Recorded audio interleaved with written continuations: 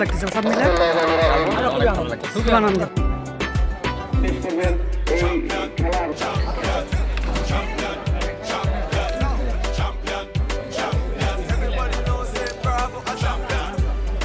যখন আমি করিমগঞ্জ হাইস্কুল মাঠে আসলাম তখন দেখলাম এই মাঠের পরিবেশটা খেলার একদমই অনুপযুক্ত। যে আমরা যেহেতু শহীদ প্রেসিডেন্ট জিয়াউর রহমানের আদর্শ ধারণ করি, সেই আদর্শকে ধারণ করি, তাহলে আমাদের উচিত এই পরিত্যক্ত মাঠে আবার খেলার প্রচলন ঘটানো। আমি এই তরুণ সমাজকে আহ্বান জানাবো মাদকের বিরুদ্ধে রুখে দাঁড়াতে। এই গ্রামের বিভিন্ন যুবক ভাইরা, মুরব্বিয়ান এবং ছোট বাচ্চারা সবার প্রতি আমার ব্যক্তিগত পক্ষ থেকে সালাম, আসসালামু আলাইকুম। একটা জাতিকে ধ্বংস করতে গেলে তার সংস্কৃতি, শিক্ষা এবং স্বাস্থ্য ব্যবস্থা ধ্বংস করে তুলে জানা।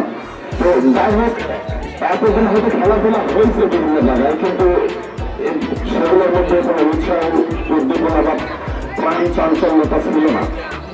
বর্তমানে আমরা যেখানে যেটুকু ছোটখাটো খেলাধুলা বা সামাজিক অনুষ্ঠান হচ্ছে, সবার মধ্যে একটা প্রাণ চাঞ্চল্য দেখা যাচ্ছে। এই মাঠেও মনে হয় আমার জানার মতো দীর্ঘদিন পর একটা খেলাধুলার আয়োজন হয়েছে। আজকে এখানে উপস্থিত হয়ে আমরা যে ক্রিকেট টুর্নামেন্ট খেলা এনজয় করলাম, আজকে খুবই ভালো লাগলো। আমি সর্বপ্রথমে যে মহান নেতার উদ্দেশ্যে এই জিয়া স্মৃতি ক্রিকেট টুর্নামেন্ট অনুষ্ঠিত হচ্ছে, তিনি এমন একজন ব্যক্তিত্ব ছিলেন যার দূরদর্শী দৃষ্টিভঙ্গি ও নেতৃত্বের ফলে বাংলাদেশের খেলাধুলা জাতীয় ঐক্যের প্রতীক হয়ে দাঁড়িয়েছে। আমি সর্বপ্রথমে সেই শহীদ প্রেসিডেন্ট জিয়াউর রহমানের আত্মার মাগফিরাত কামনা করছি। সেই সাথে আমাদের দেশীয় নেত্রী বেগম খালেদা জিয়ার সুস্থতা কামনা করছি এবং তারেক রহমান যেন দ্রুত আমাদের মাঝে এসে আমাদের সবার সঙ্গে মিশে এই দেশে গণতান্ত্রিক চর্চা প্রতিষ্ঠা করতে পারেন।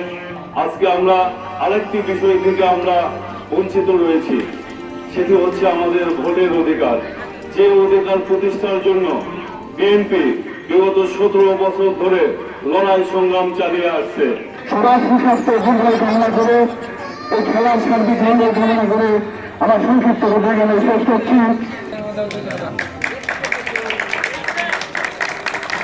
কিরে